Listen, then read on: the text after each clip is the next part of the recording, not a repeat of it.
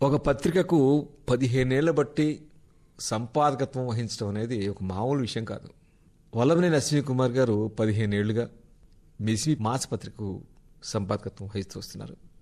అసలు సంపాదకత్వం అన్నప్పుడు అందులో ఉండేటువంటి సాధక బాధకాలు కానివ్వండి, కష్ట నష్టాలు కానీ ఏ విధంగా ఉంటాయి అనేది మనం వారి ద్వారా తెలుసుకునే ప్రయత్నం చేద్దాం. అశ్విని కుమార్ గారు నమస్కారం అండి. నమస్తే రాంబాబు గారు. 15 ఏళ్ల బట్టి ఒక ముళ్ళ మోస్తున్నారేమో మీరు సంపాదకత్వం అనేటువంటి ఒక ముళ్ళ క్రీటాన్ని మోస్తున్నారేమో అనిపిస్తుంది. అవిశ్రాంతంగా ఎలా చేయగలుగుతున్నారండి? సంపాదకత్వం అనేది మీరు అన్నట్లు ఒక ముళ్ళ కిరీటమే. ఎందుకంటే అదొక థ్యాంక్లెస్ జాబ్. మీరు ఎంత బాగానే చేయండి, ఎంత పర్ఫెక్ట్ గా చేద్దామని అనుకోండి, అవి కనపడవు. ఒక అచ్చు తప్పు, ఒక పొరపాటు, ఒక డేట్ తప్పు, అవే కనపడతాయి పాఠకులకి. అవే ఎత్తి చూపుతారు. అవి చాలా బాధ కలిగిస్తాయి. మనం ఎంత కష్టపడుతున్నామో 99.9% కరెక్ట్ గా ఉన్నా సరే ఆ పాయింట్ మనలోనే మనం పట్టుకుంటున్నారని బాధ కలిగి, కానీ అది కూడా కరెక్టే. అది కూడా ఎందుకు ఉండాలి? పని చేసేటప్పుడు 100% పర్ఫెక్ట్ గా ఉండాలి. కానీ సంపాదకత్వంలో అది కుదరదండి. ఎందుకు కుదరదంటే పాఠకులకు సంపాదకుని పేరే కనపడుతుంది. పత్రిక కంటెంట్, అలంకారం, కవర్ పేజీ, చివరికి పుస్తక సమీక్షలు కూడా బాధ్యత సంపాదకునిదే అనుకుంటారు. అది సహజం కూడా అట్లా అనుకోవటం. కానీ ఒక్కరే అన్ని పనులు చేయలేరు కదా. ఒక పని చేయడానికి కూడా పెక్కు మంది సహాయం అవసరం. ఒక్క పని చేయడానికి కూడా మనం ఒక్కళ్ళే ఏ పని చేయలేం, భోజనం చేయడం తప్ప. అది కూడా ఎవరిని వండి తెచ్చి పెట్టాలి. కానీ సంపాదకుడు ఒక్క పని కూడా ఒక్కడే చేయలేడు. అట్లాగే ఇన్ని పనులు ఒకడే చేయగలడు. అతను ఎంతో మంది సహాయం చేయాలి, సహాయకులు ఉండాలి. అక్కడే వస్తుంది మన ప్లానింగ్కి, ఎగ్జిక్యూషన్కి ప్రాబ్లం. మనం అనుకున్నవన్నీ అనుకున్నట్టు జరగవు. ఎందుకు జరగవంటే వాళ్ళు అట్లా చేయరు. ఎందుకు చేయరంటే వాళ్ళంతా అంత ట్రైనింగ్ ఉండకపోవచ్చు, తర్వాత మారుతుండొచ్చు, మనకున్న విజన్ వాళ్ళు ఉండకపోవచ్చు. అంటే ప్లానింగ్ మీకు మంచి పేరు తెస్తుంది, ఎగ్జిక్యూషన్ ఏమో చెడ్డ పేరు తెస్తుంది. ఎవరు పొరపాటు చేసినా చెడ్డ పేరు సంపాదకులు. అవును, అంటే అది ఎగ్జిక్యూషన్ సరిగ్గా లేకపోతే అది బాధ్యత తీసుకున్న తర్వాత తప్పదు. ఇప్పుడు సినిమా తీసాను, దర్శకుడిదే అన్ని, యాక్టర్లు ఉంటారు, మ్యూజిక్ ఉంటుంది, అన్నీ ఉంటుంది. సినిమా బాబుదే ఏం తీసాడని దర్శకుడు అంటారు, అంతే కదా. అట్లా సంపాదకుడు ఒక దర్శకుడు అంటాడే సినిమాకి. ఒక పత్రిక ప్రతి నెల 1వ తారీఖు బయటకు రావాలంటే అతను 24 గంటలు 30 రోజులు దాని గురించి ఆలోచిస్తుండాల్సిందే. అప్పుడు కానీ అది బయటికి రాదు. అంటే బయటకంటే ఎట్లా ఏదో రకంగా తీసుకురావచ్చు, కానీ పర్ఫెక్ట్గా తీసుకురావడం అనేది ఒక కత్తి మీద సామే. అందులో ఈ రోజుల్లో ఎవరికి పనిచేసే వాళ్ళకి కమిట్మెంట్ ఉండలేదండి. ఎందుకు ఉండలేదంటే అది సమాజంలో వచ్చింది, కాలంలో వచ్చిన మార్పులు. ఎవరికి దేని మీద శ్రద్ధ ఉంటుందా. ఒక ఆఫీసులో పని చేస్తాను అనుకోండి, ఒక నిర్దిష్టమైన ప్లానింగ్ ఉంటుంది. అక్కడ ఎవరి పని వాళ్ళకి అప్పచెప్పేస్తారు, వాళ్ళు చేసిన వరకు చేస్తారు, చివరికి రివ్యూ చేసుకుంటారు. ఈ సంపాదకుని ఉద్యోగం అట్లా కాదు. ఇది ఉద్యోగం కాదు, అసలు ఒక బాధ్యత. జనరల్ గా సంపాదకుడు కింద పనిచేసే వాళ్ళ సరిగ్గా వాళ్ళ సెలక్షన్ దగ్గరే వస్తుంది మాకు ఇబ్బంది మెయిన్ గా. ఎందుకంటే వాళ్ళ చిన్న చిన్న ఉద్యోగాలు చేయడానికి ఎవరు ఇష్టపడట్లేదు. డైలీ అనుకోండి, అది చాలా పెద్ద సంస్థ. డైలీ అనే మాట మొదలు పెట్టారు కాబట్టి ఒక మాసపత్రికకి, ఒక దినపత్రికకి, వారపత్రికకి 3 ఉన్నాయి కదా. మాసపత్రిక ఎడిటింగ్ ఎలా ఉంటుంది, అలాగే దినపత్రిక, వారపత్రిక ఉండేటువంటి కష్టాలు? దినపత్రికలో వార్తలు ఉంటాయండి, వార్తలకే వాళ్ళు పెద్దపీట వేస్తారు. తర్వాత ప్రూఫ్ రీడింగ్ 100 మంది ఉంటారు. అది ఎందుకంటే 24 గంటలు 10 పేజీలు మొత్తం ఫిలప్ చేసే వాళ్ళు, రంగుల్లో పైగా. అది పెద్ద, అది ఇండస్ట్రీ కింద మనం దాంతో పోల్చుకోవాలి. వారపత్రిక వద్దాం. వారపత్రిక వారం రోజులకి మళ్ళీ రెడీగా ఉంటుంది. వారం రోజులు దాని మీద పనిచేయాలి 80 పేజీలు నింపడానికి. మరి మీకు వెసులుబాటు ఉన్నట్టేగా. మాకు 30 రోజులు టైం ఉంటుంది, ఒప్పుకుంటా. కానీ ఆ క్వాలిటీ మా క్వాలిటీకి చాలా డిఫరెన్స్ ఉంటుంది. మాసపత్రిక క్వాలిటీ ఇది టోటల్. ఎందుకంటే మాసపత్రిక పర్మనెంట్గా ఉంటుందండి. డైలీ కాఫీ తాగేటప్పుడు చదివి అతను పడేసేస్తాం, నా లైఫ్ అయిపోద్ది, ఇంకేం ఉండదు. వారపత్రిక వారంతో అయిపోద్ది, అది ఎవరు దాచుకోరు. కానీ మిస్మి పత్రిక, మాసపత్రిక లైఫ్ లాంగ్ దాచుకున్న వాళ్ళు నాకు తెలుసు. అందుకనే దాన్ని ఆ రకంగానే మేము రూపొందిస్తాం. ఆ క్వాలిటీ, ఆ డెప్త్, తర్వాత ఆర్టికల్స్ సెలెక్ట్ చేసేటప్పుడు ఆ పర్మనెన్సీ, అంటే ఇది ఎప్పుడు చదివినా సరే ఇది ఉపయోగపడేటట్టు ఉండాలి. ఒక మాట చెప్పండి, ఒక విధంగా చెప్పాలంటే ఈ కరోనా దెబ్బకి చాలా పత్రికలు మూతపడ్డాయి కదా. అవును. మీ పత్రిక మాత్రం అదే కమిట్మెంట్తో ఎక్కడ రాజీ పడకుండా తీసుకురాగలుగుతున్నారు. అది దానికి కారణం మా పోషకులు అండి, చక్రవర్తి పోషకులు మిస్మికి. వాళ్ళు ఎక్కడ కాంప్రమైజ్ అవ్వదు దీని మిస్మి తీసుకురావడానికి. అట్లాగే నేను కూడా అది ఏమైనా సరే ఆ 4 రోజులు లాక్డౌన్ తప్ప ఇంకెప్పుడు నేను మానలేదు ఆఫీస్కి, ఎవరు వచ్చినా రాపోయినా. ఎందుకంటే దీన్ని ఏమైనా సరే తీసి అన్నీ ఆగిపోతున్నాయి, తెలుస్తుంది మాకు. అయినా సరే మనం నడపాలి. ఇది ప్రాణవాయువు కింద చూసేవాళ్ళు చాలా ఉన్నారు మా పాఠకులు. మాకు ప్రాణవాయువు అంటారు వాళ్ళు. మా ఆయుష్ పెంచుద్ది అంటారు. మరి వాళ్ళకి మన బాధ్యత ఉంది కదా, వాళ్ళకి ఇవ్వాల్సిన బాధ్యత. ఆ బాధ్యతతోనే దాన్ని తీసుకొచ్చామండి. మీరు ఇచ్చే కంటెంట్ ఒకసారి మనం చర్చిస్తే, ఒకటి ఏంటంటే సంపాదకీయాలు మీవి చాలా గమ్మత్తుగా ఉంటాయి. దానికి కూడా కారణం ఉందండి. ఇప్పుడు డైలీకి సంపాదకీయం ఆ రోజు ఏం జరుగుతుందో రాజకీయంగానే సాంఘికంగానే ఆ రోజు జరిగింది రాసేస్తారు. వారపత్రిక సంపాదకీయాలు చాలా తక్కువ, అది చెప్పుకోవాల్సిన అవసరం లేదు. మా సంపాదకీయాలు ఎందుకు మీరు అట్లా ఉంటున్నాయి అంటున్నారంటే, దీనికి ఒక పర్మనెన్సీ ఉంది. ఒక సంపాదకీయం రాసేటప్పుడు నేను రాయటం కోసం రాయమండి, అసలు ఏం రాయాలి, ఎందుకు రాయాలి, ఎవరి కోసం రాయాలి, ఈ 3 క్వశ్చన్లు వేసుకుంటాం.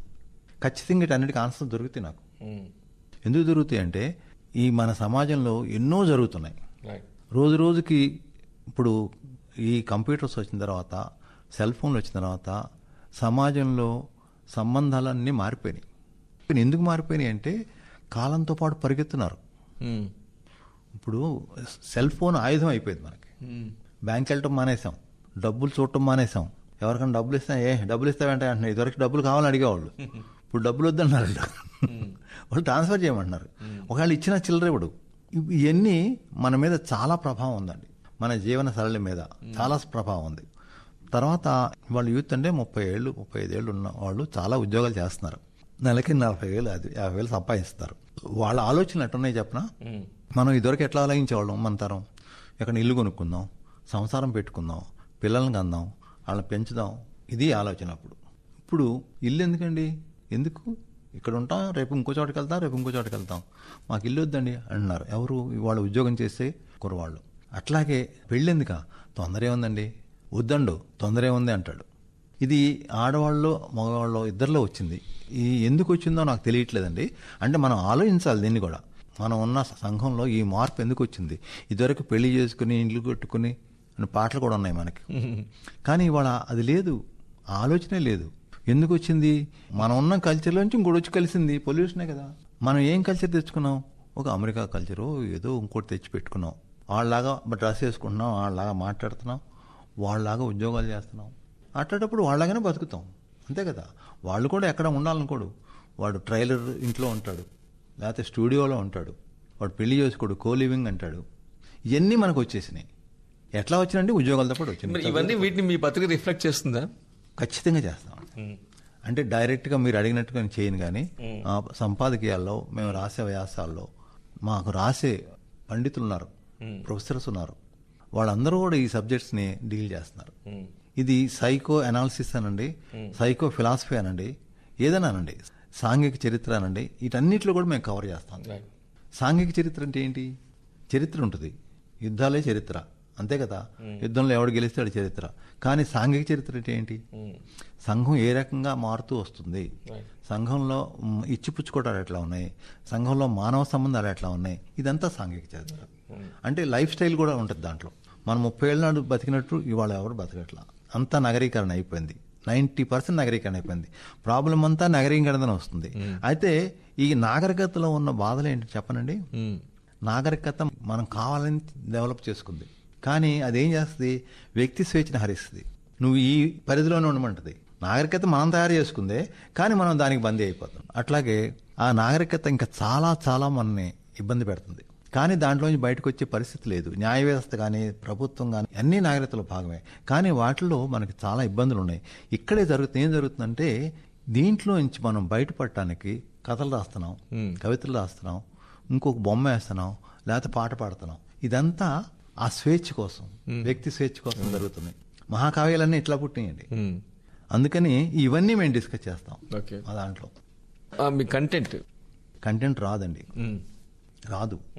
మేము ఐడెంటిఫై చేస్తాం కొంతమంది రచయితల్ని, అదే రచయితల్ని చేస్తాం, రచన చేయాలనే ఉత్సాహం వాళ్ళని చేస్తాం. చేసి వాళ్ళు ఎట్లా రాస్తారో ముందు చూస్తాం, వాళ్ళ వచనం ఎట్లా ఉంటుంది, వాళ్ళ ఎక్స్ప్రెషన్ ఎట్లా ఉంటుంది. వాళ్ళకి ఒక కంటెంట్ ఇస్తాం. సార్ దీని గురించి మీరు రాయండి. మాకు ముందు రాయరు, మేమే రాస్తాం, బలవంతం వెంటబడి రాస్తాం. కొంతమంది రాస్తే ఒక్క విషయం చెప్తాం మీకు, మా దాంట్లో కంటెంట్ ఎట్లా వస్తే చెప్తాం. ఇప్పుడు సంగీతం ఉంది, నాటకం ఉంది, పెయింటింగ్ ఉంది, వీటి గురించి ఎవరు రాస్తారండి? డైలీలో ఎవరు రాస్తారా? వీక్లీ ఎవరు రాస్తారా? మా దాంట్లో ఎందుకు రాస్తున్నారు? వాళ్ళకి మేము సబ్జెక్ట్ ఇస్తాం, వాళ్ళకి ఆ ఇంట్రెస్ట్ చూసి సార్ మీరు పెయింటింగ్ మీద రాయండి, పెయింటింగ్ మీద పుస్తకాలు మేము ఇస్తాం, కావాలంటే పుస్తకాలు రిఫర్ చేసి రాయండి. అట్లా 2-3 మేము తయారు చేసుకుంటాం. ఎంతో ఇండియన్ పెయింటింగ్ గురించి, యూరోపియన్ పెయింటింగ్ గురించి, వరల్డ్ పెయింటింగ్ గురించి కొన్ని సంవత్సరాలుగా ఇస్తున్నాం మేము. ఇంకో తర్వాత ఐరోపా సాహిత్యం నుండి, జర్మనీలో నుండి, ఫ్రాన్స్లో నుండి, రష్యాలో అంతా కూడా ఆంగ్లంలో వచ్చింది. మేము దాన్ని తెలుగులో తీసుకొస్తున్నాం. కొన్ని నేను చేస్తాను, కొన్ని ఇంకోళ్ళు చేస్తారు, మా తోర పారసాద్ గారు చేస్తారు. వీళ్ళందరితో మేము ట్రాన్స్లేట్ చేసి మేము దీంట్లో మా ఫార్మాట్లో వేస్తాం. అట్లా చాలా వేసాం. ఎట్లా మన హిస్టరీ ఉంది, హిస్టరీ ఎంతవరకు వచ్చిన హిస్టరీస్ అన్నీ కూడా పాఠ్య పుస్తకాల కోసం రాశారు. కానీ సరిగ్గా హిస్టరీ ఎవరు తెలుగులో డిఫైన్ చేయలే. మేమేం చేసామంటే రావినూత సత్యనారాయణ మాకు ఒక ఆయన ఉన్నారు, ఢిల్లీలో ఉండేవారు. ఆయన హిస్టరీ మీద చాలా ఇంట్రెస్ట్ ఆయనకి. ఆయనే మా దగ్గరికి వచ్చారు, నేను రాస్తాను మీకు ఏమైనా సబ్జెక్ట్ ఇవ్వమని. మేము ఇద్దరం కూర్చుని డిస్కస్ చేసి ముందు పురస్కార సాహిత్యం, కేంద్ర సాహిత్య పురస్కారం ఇచ్చారు కదా, వీళ్ళకి ఎందుకు ఇచ్చారు? దాంట్లో మేము సెలెక్ట్ చేసుకున్నాం 60 మందిని. వాళ్ళకి ఎందుకు ఇచ్చారు, వాళ్ళ వర్క్ ఏంటి రాయండి. అది ఆ విశ్లేషణ ఎవరు చేయరు కదా. తర్వాత హిస్టరీ, ఇప్పుడు వినాయకుడి సామ్రాజ్యం ఉందండి, మనం ఎంతసేపు కృష్ణదేవరాయలు చెప్తాం. 200 సంవత్సరాల పైన ఆ సామ్రాజ్యం పాలిస్తే ఒక 20 ఏళ్ళు పాలించడం గురించి చెప్తామండి మనం. ఈ ప్రశ్న నాకు నేను వేసుకున్నా. అప్పుడు హిస్టరీ అంతా తెప్పించి చూస్తే చాలా హిస్టరీ ఉంది. అదంతా ఆయనతో రాయించాను. మొదటి దేవరాయలు, రెండో దేవరాయలు, అసలు ఎవరెవరు ఆ సామ్రాజ్యాన్ని సృష్టించారు, వాళ్ళు ముస్లింలు ఎట్లా ఎదుర్కొన్నారు, ఇవన్నీ. మనం ఏం చేస్తున్నామంటే ఒక సినిమా వచ్చేదలకి కృష్ణదేవరాయ పాపులర్ అయిపోతాడు, లేకపోతే అష్టదిగ్గజాలు ఉన్నారు కదా వాళ్ళు రాశారు ఆయన గురించి, అది సాహిత్యంలోకి వచ్చేసింది.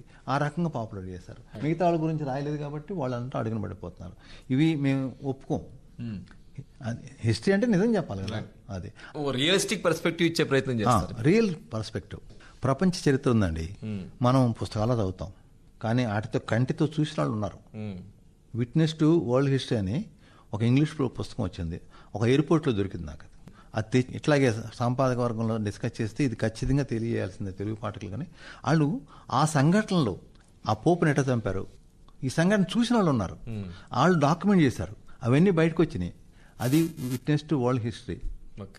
ఇంకోటి ఎసెంట్ ఆఫ్ మ్యాన్ అని ఉందండి, మానవ పరిణామం ఎట్లా పెరిగింది, ఎట్లా పైకి వచ్చింది అనేది ఎసెంట్ ఆఫ్ మ్యాన్ ఉంది. అద్భుతమైన పుస్తకం, అదంతా తెలుగులో చేయించి బొమ్మలతో సహా ఇచ్చాం. మీరు కంటెంట్ అంటే చెప్తున్నా, ఇట్లా మేము కంటెంట్ మేమే క్రియేట్ చేసుకుంటాం. అంటే క్రియేట్ అంటే లేనిది సృష్టించాం, ఉన్నది తీసుకుంటాం. అది సరళంగా తెలుగులో చదవగలిగినట్టు రాస్తాం. అందుకని నాకు చాలామంది ఫోన్లు చేస్తారు, సార్ నిన్నే పుస్తకం వచ్చింది 1వ తారీఖున, ఇవాళ ఇది చదివాను, రేపు ఇది చదువుతాను, నెలంతా చదువుతాను సార్ అని చెప్తారు. ఏ రోజు ఏం చదువుతారో కొడతారు, నాకు ఫోన్ కూడా చేస్తారు వాళ్ళు, ఎప్పుడు ఫోన్ చేస్తారు. అట్లా చాలా ప్రేమగా ప్రియంగా చదివే పుస్తకం ఇది, జాగ్రత్తగా దాచుకునే పుస్తకం మిస్మే. దాని వెనకాల ఇంత శ్రమ ఉంది, ఆ శ్రమ మేము చెప్పుకుంటేనే తెలుస్తుంది, తెలియదు. అయితే ఒక మాట చెప్పండి శ్రీకుమార్ గారు, కథా కవిత ఈవెన్ సినిమాకి సంబంధించినటువంటి కూడా ముఖ్యంగా 3 అంశాలు మనం తీసుకున్నాం, ఇవి ఎందుకో మిస్సింగ్లో కనపడవు. మాకు నిషిద్ధాక్షరాలు ఉన్నాయండి, 4 ఉన్నాయి. ఏంటంటే సినిమా, రాజకీయాలు, కథలు, వచన కవిత్వం, వీటి జోలికి వెళ్ళాం. ఎంత పెద్దవాళ్ళు రాసినా సరే మేము తీసుకోం, వెయ్యం. ఎంత పెద్దవాళ్ళు రాసినా అంటే నాకు నారాయణరెడ్డి గారు పంపించేవాడు, ఆయన వచన కవిత్వం రాస్తాడు, పక్కన పెట్టి ఉంచేవాడిని.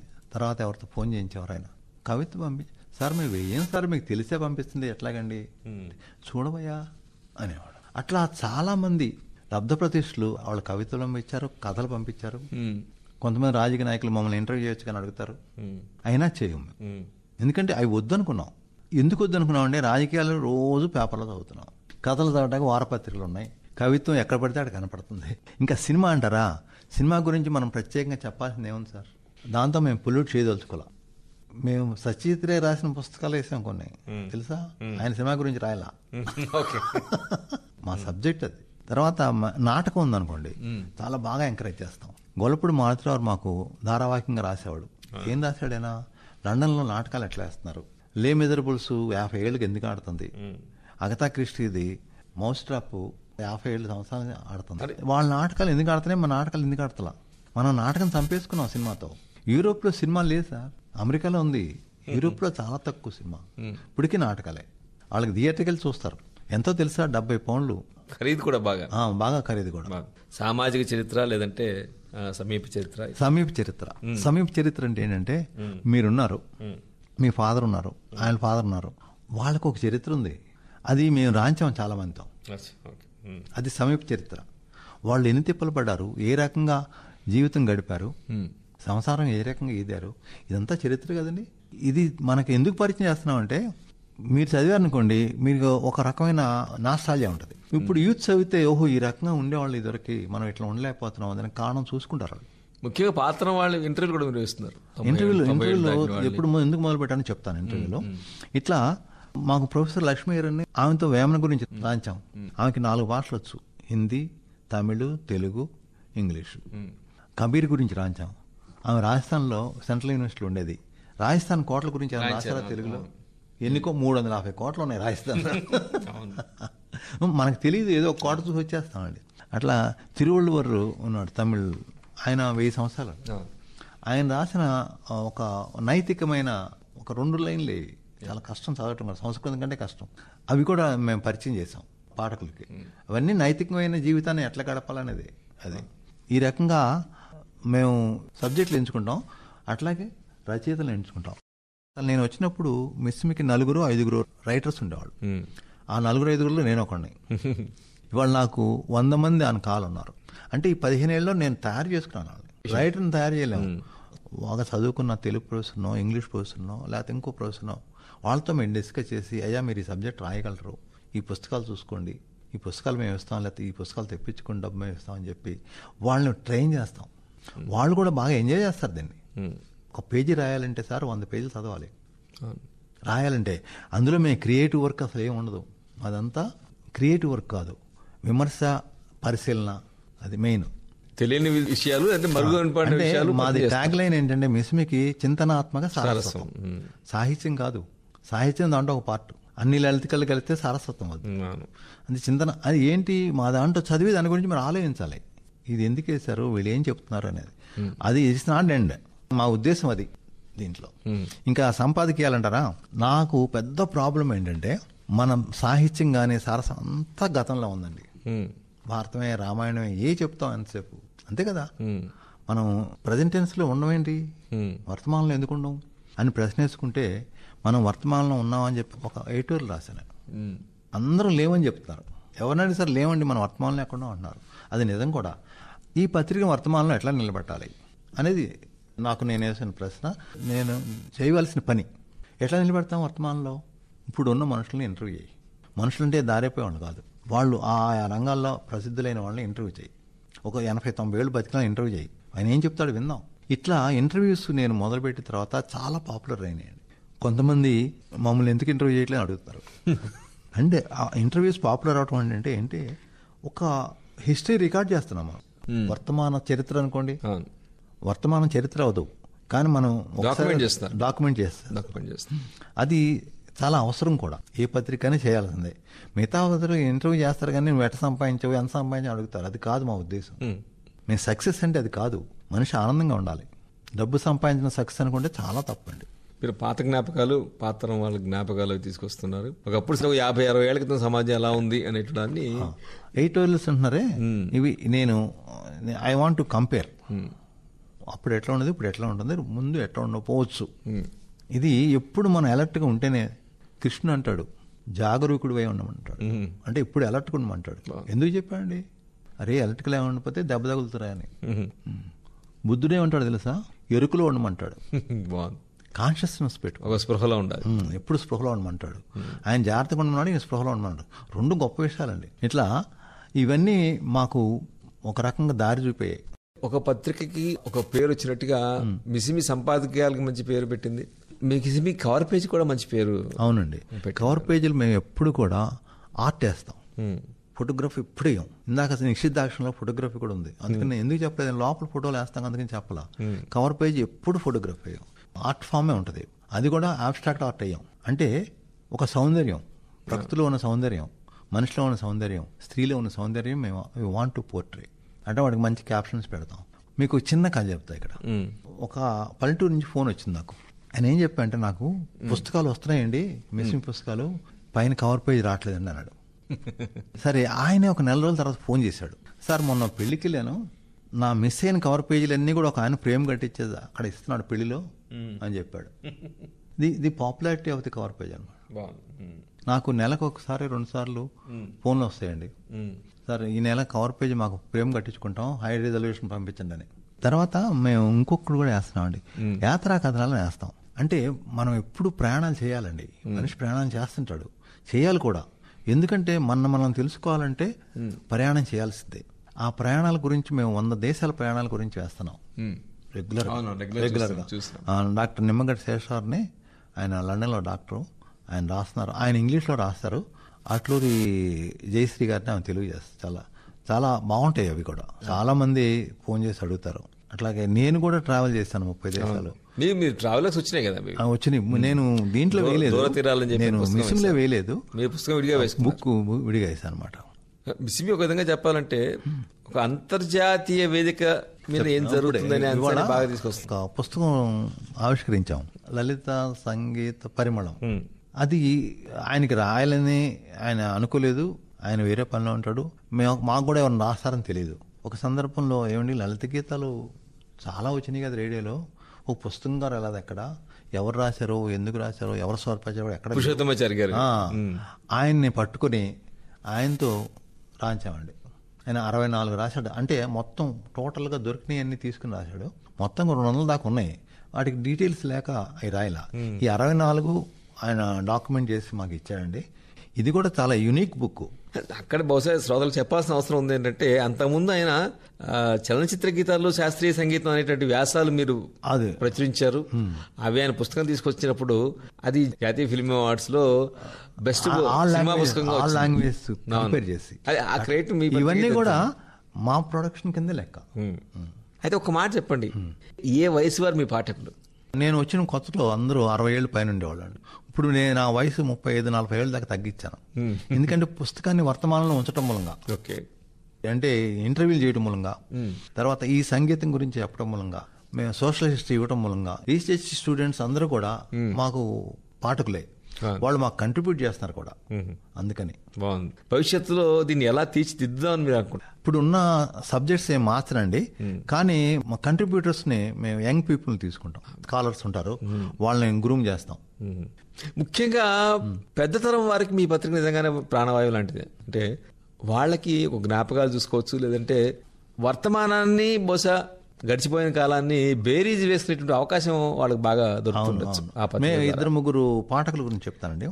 మాకు విఎస్ఆర్ మూర్తి గారు ఉన్నారు, ఆయన సైంటిస్టు, శాస్త్రవేత్త, ఆధ్యాత్మిక శాస్త్రవేత్త. ఆయన ఎప్పుడు ఫోన్ చేసినా మీ మిస్మిని నేను చదవట్లేదండి, అదేంటండి అధ్యయనం చేస్తానంటాడు. అంటే చదవడానికి మించి ఒక స్టెప్ ముందుకు అధ్యయనం చేస్తానంటాడు. అది నిజంగా గొప్ప కాంప్లిమెంట్ నాకు. చాలా ఒక చింతనాత్మక సారసత్వం అని మీరు చెప్పిన తర్వాత ఒక వారసత్వాన్ని కొనసాగిస్తున్నారు, ఇంకో పక్క వర్తమానాన్ని కొనసాగిస్తున్నారు. వారసత్వాన్ని వర్తమానంలోకి తీసుకొచ్చారు. ఎందుకంటే వారసత్వం అందరికీ ఉంటుందండి, దాన్ని వర్తమానంలో అప్లై చేయటమే కష్టం, లేకపోతే ఎక్కడో ఆగిపోతాం మనం. ఒక పత్రిక సంపాదకత్వాన్ని బాధ్యతాయుతంగా నిర్వహించడంలో ఉండేటువంటి కష్టసుఖాలు, అలాగే సాధక బాధకాలు శ్రోతలు తెలుసుకోవాల్సిన అవసరం కూడా ఉంది. 24/7 జాబ్ అండి. అంటే సంపాదకుడిగా బహుశా మీకు నిరంతరం మీ మస్తిష్కంలో ఒక జ్వలనం అనేది ఉంటూనే ఉంటుంది, నడుస్తూనే ఉంటుంది. మరొకసారి మీకు అశ్విన్ కుమార్ గారు ధన్యవాదాలు తెలియజేస్తూ, సంపాదకత్వం ముళ్ళ కిరీటం ఎందుకైందో ఇప్పుడు అందరికి మాకు విన్న శ్రోతలు కూడా అర్థమై ఉంటుందని చెప్పి అనుకుంటూ సెలవు తీసుకుంటాను. నమస్తే రాంబాబు గారు. నమస్కారం అండి. Thank you.